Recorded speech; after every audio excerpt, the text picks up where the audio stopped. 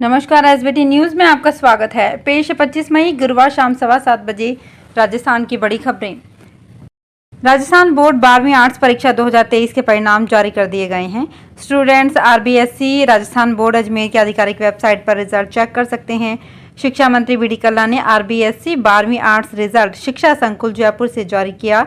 Rajasthan board 12वीं arts परीक्षा में 7 लाख से ज्यादा स्टूडेंट्स ने रजिस्ट्रेशन कराया था। राजस्थान बोर्ड की तरफ से साइंस और कॉमर्स स्ट्रीम का रिजल्ट पहले ही जारी हो चुका है। इस साल 12वीं कॉमर्स स्ट्रीम में कुल 96.60% स्टूडेंट्स पास हुए हैं। वहीं 12वीं साइंस में कुल 95.65% स्टूडेंट्स को सफलता मिली है। अब आर्ट्स का रिजल्ट जारी कर दिया गया है। इस साल 92.35% छात्र छात्राएं पास हुए हैं। राजस्थान के मुख्यमंत्री अशोक गहलोत ने गुरुवार को होमगार्ड्स एवं होमगार्ड वॉलंटियर्स की बरसों पुरानी मांग को पूरा करते हुए अनुबंध नवीनीकरण अवधि को 5 से बढ़ाकर 15 वर्ष करने की घोषणा की है। उन्होंने कहा कि राज्य सरकार शुरू से ही होमगार्ड को एक मजबूत और कारगर संगठन बनाने के लिए कृत संकल्पित रही है। कोरोना महामारी के कठिन समय में होमगार्ड्स ने चिकित्सकों, स्वास्थ्य कर्मियों और पुलिस के साथ कंधे से कंधा मिलाकर जिस तरह से कोरोना वॉरियर्स के रूप में सेवाएं दी, वो सराहनीय है। मुख्यमंत्री विद्याधर नगर में गृह रक्षा निदेशालय के नवीन प्रशासनिक भवन के उद्घाटन समारोह को संबोधित कर रहे थे। राजस्थान में आज से नौतपा की शुरुआत हो गई है। इससे पहले बुधवार को आंधी के साथ आई बारिश से गर्मी का असर कम हो गया है। इस बार उत्तर भारत में एक्टिव हुए नए वेदर सिस्टम और साइक्लोनिक सर्कुलेशन की वजह से गर्मी परेशान नहीं कर पाएगी। इधर इस बारिश ने 10 साल का रिकॉर्ड भी तोड़ दिया है। 10 साल में दूसरी बार ऐसा हुआ है जब मई में पारा 42 डिग्री से ऊपर नहीं गया है। इधर एक बार फिर से आंधी बारिश का अलर्ट जारी किया गया है। मौसम विशेषज्ञ के अनुसार प्रदेश में अगले 48 घंटों में 60 किलोमीटर की रफ्तार से धूल भरी आंधी के साथ बारिश की संभावना है। वहीं 28 मई से नया वेस्टर्न डिस्टर्बेंस एक्टिव हो जाएगा, जिससे एक बार फिर बारिश का सिलसिला शुरू होगा। ऐसे में अगले 7 दिनों तक राजस्थान में मौसम कूल ही रहेगा। राजस्थान में अब तक का सबसे बड़ा सामूहिक विवाह हो रहा है। इस विवाह की तैयारी करीब 1 महीने से की जा रही है और विवाह का आयोजन कल शुक्रवार 26 मई को रखा गया है। 12 शहर में होने वाले इस आयोजन के लिए 5 दिन से भट्टियां चल रही है और लगातार मिठाइयां और नमकीन बन रही है। इस आयोजन में करीब 5 लाख मेहमानों के आने का अनुमान लगाया गया है। इसी हिसाब से तैयारियां भी की जा रही है। आयोजन सर्वधर्म निःशुल्क विवाह सम्मेलन के नाम से किया जा रहा है। इस आयोजन में 2200 जोड़ों ने रजिस्ट्रेशन कराया है। सामूहिक विवाह सम्मेलन का काम देख रहे मीडिया प्रभारी मनोज जैन आदिनाथ ने बताया कि पूरी टीम काम पर लगी हुई है। 1 महीने से काम चल रहा है। धौलपुर में जिला एवं सत्र न्यायाधीश सतीश चंद्र गुप्ता ने ग्राम पंचायत बसई नवाब के सरपंच को चुनाव के अयोग्य घोषित कर दिया है। सरपंच पद के विजयी प्रत्याशी वेद प्रकाश ने अपने शपथ पत्र में 2 संतानों के बारे में जानकारी दी थी, जबकि एक अन्य संतान का जन्म 15 सितंबर 2020 को हुआ था। ये तथ्य प्रत्याशी द्वारा शपथ पत्र में छुपाया गया था, जिसकी न्यायालय में पुष्टि हो गई।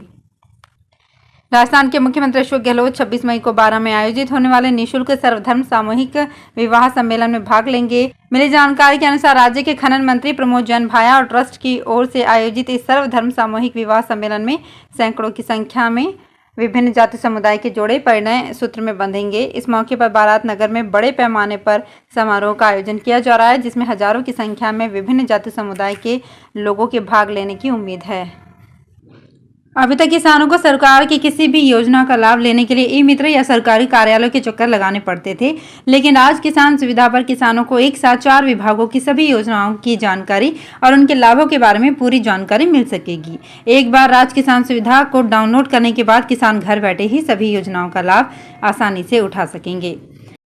बायतू में कांग्रेस विधायक हरीश चौधरी ने बुधवार को राज्य ओबीसी आयोग के अध्यक्ष भंगरू खान से मुलाकात की।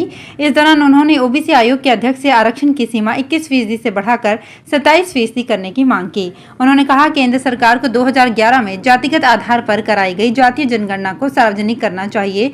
जातिगत जनगणना नहीं होने से कई वर्गों के साथ अन्याय हो रहा है। विधायक चौधरी ने कहा कि राज्य की कुल जनसंख्या की आधी से ज्यादा हिस्सेदारी ओबीसी की है। राज्य में वर्गवार आरक्षण में ओबीसी को मात्र 21% आरक्षण दिया हुआ है। भीलवाड़ा में राजपूत समाज का कलेक्ट्रेट पर प्रदर्शन किया गया। व्यापारी पर हुई गोलीबारी मामले में राजपूत समाज प्रदर्शन कर रहा है। इस दौरान राजपूत कलेक्ट्रेट पर प्रदर्शन कर आरोपियों को गिरफ्तार करने की मांग की है। समाज के लोगों ने भीलवाड़ा पुलिस के खिलाफ हाय हाय के नारे लगाए। दरअसल प्रतापनगर थाना क्षेत्र के मालोला चौराहे पर गत दिनों व्यापारी भगवान सिंह राठौड़ पर फायरिंग कर दी थी। पश्चिमी राजस्थान में उद्योग और रोजगार की तस्वीर बदलने वाले जोधपुर पाली इंडस्ट्रियल कॉरिडोर का राज्य सरकार के इस कार्यकाल में शिलान्यास करना सरकार के सामने बड़ी चुनौती है। मुख्यमंत्री अशोक गहलोत की मंशा है कि आचार संहिता लगने से पहले इस महत्वाकांक्षी परियोजना का शिलान्यास किया जाए, लेकिन खातेदारी जमीन अवाप्ति अभी भी रोड़ा बनी हुई है। हाल ही में हुई जन सुनवाई में मुआवजे की मांग को लेकर किसान मुखर हो गए हैं। इससे सरकार की चिंता और बढ़ गई है। सरकार ने 1 अप्रैल से देश में सोने के जेवर की खरीद और बिक्री के नियमों में बड़ा बदलाव किया है। इस फैसले से जहां लोगों में खुशी है, वहीं एक चिंता ये भी सता रही है कि घर में रखे सोने को भविष्य में बेचने में दिक्कत हो सकती है। हॉलमार्क को अनिवार्य करने के बाद अब जेवर की खरीद और बिक्री इसके बिना करना मुश्किल हो गया है। जयपुर सराफा ट्रेडर्स कमेटी के अध्यक्ष कैलाश मित्तल का कहना है कि जिन लोगों के पास पुराने गहने हैं, जिन पर हॉलमार्क नहीं बना है, उसे अब खरीदने और बेचने में काफी मुश्किलें आ रही हैं। सार्वजनिक निर्माण विभाग कोटा के घूसखोर तत्कालीन अधिशासी अभियंता अवध बिहारी मकवाना के खिलाफ भ्रष्टाचार निरोधक ब्यूरो झालावाड़ ने कोर्ट में चार्जशीट पेश की है। आरोपी हाईकोर्ट से जमानत होने के बाद से ही बाहर है। एडिशनल एसपी भवानी शंकर मीणा ने बताया कि 13 अप्रैल को कार्मिक विभाग ने आरोपी के खिलाफ अभियोजन स्वीकृति जारी की थी। मामले में आज तारीख थी। एसीबी की टीम ने चालान पेश किया।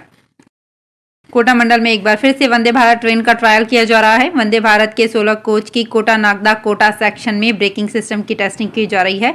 बुधवार को कोटा से शामगढ़ के बीच ब्रेकिंग सिस्टम का ट्रायल किया गया। ट्रायल के दौरान ट्रेन को कई जगह 160 किलोमीटर की स्पीड से दौड़ाया गया और बार बार ब्रेक लगाकर देखा गया। राजस्थान हेल्थ और आबकारी मिनिस्टर प्रसादी लाल मीणा गुरुवार को एक दिवसीय दौरे पर बाड़मेर पहुंचे। सर्किट हाउस में मंत्री हेमाराम चौधरी और गौ सेवा आयोग अध्यक्ष मेवाराम जैन ने स्वागत किया। मीडिया से बातचीत करने के दौरान कांग्रेस 2 गुट में बंटी है, इस सवाल पूछने पर मिनिस्टर बिना जवाब दिए रवाना हो गए और चलते चलते बोले, ये मुझे पता नहीं है। पायलट के सवाल पर मंत्री बोले कि पायलट हमारे नेता हैं। कार में बैठ गए। प्रधानमंत्री मोदी ने गुरुवार को उत्तराखंड की पहली और देश की 18वीं वंदे भारत एक्सप्रेस ट्रेन को हरी झंडी दिखाई। इस दौरान प्रधानमंत्री ने कहा, उत्तराखंड का विकास भारत के विकास में भी मदद करेगा। देश अब रुकने वाला नहीं है, वो वंदे भारत की रफ्तार से आगे बढ़ रहा है और बढ़ता जाएगा। देहरादून से दिल्ली तक जाने वाली ये ट्रेन इस साल लॉन्च हुई 5वें वंदे भारत ट्रेन है। प्रधानमंत्री ने कहा कि पहले की सरकारों ने देश की इन जरूरतों को समझा ही नहीं, वे परिवारवाद के अंदर सिमटे हुए थे। तो फिलहाल इस बुलेटिन में इतना ही। फिर हाजिर होंगे कुछ और बड़ी खबरों के साथ।